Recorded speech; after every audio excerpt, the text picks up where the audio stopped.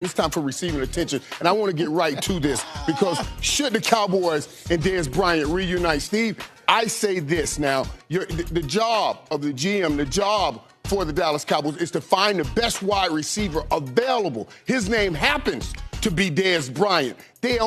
Cole Beasley, 193 yards, lead all receivers for the Dallas Cowboys. We have 76 people in the NFL with over 193 yards. 55 are receivers. Steve, I know when you left Carolina, things didn't go great. You went over to Baltimore, put up over 1,000 yards. But had Carolina called you, could you have gone back to Carolina? I'm sorry. What did you say? That's what I would have did. No. Things happen, whether you like it or not. Things move on for particular reasons.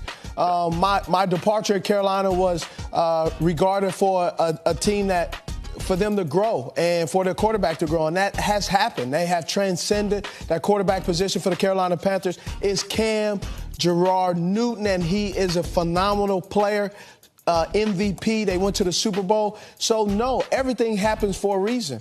And so I was happy to be in Baltimore. I understood what the transition was, and so I enjoyed my time in Baltimore, and hence probably why I got this job, just sometimes going from one market to the next. And I also always desired to see what it was like outside of Carolina. What is the free agency process like? So I enjoy doing all that. Now this. Dez Bryant, should he go back to the Cowboys?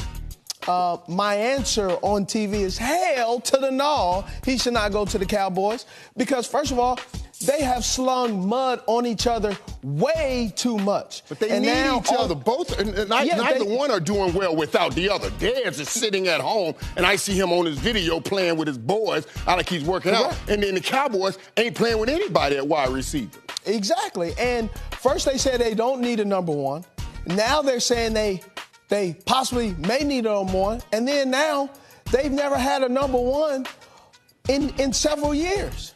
Yeah. Well, I don't know what to say, but make up your damn mind on what you're going to do. Well, but either you're going to get a wide receiver or you're not. But quit acting as if you're okay, because I know you're a longtime Dallas Cowboy fan and legend, Michael Playmaker Irvin. It kills me. But the Dallas Cowboys pyramid of success is crumbling like my hairline. It is no longer there. You understand? It kills me. But one last thing I want to talk to is not having a number one receiver. There are two things that determines a number one receiver. Yeah, Jerry's talking about putting up 12, 13, 1,400 yards. But when a defense comes in and they say Janoris Jenkins or Talib, you cover that guy, the defense is telling you have a number one receiver. And that's what they were doing with Dez Bryant. And that's what the Cowboys was a number one. Dez Bryant was their number one receiver for a long time, and they need to quit acting like you're going to erase him for their books like he's never been there. The fact of the matter is how they mishandled this situation poorly, and it's backfiring on them. And, yes, should they probably call him up? But pride will not allow them to call him up because guess what?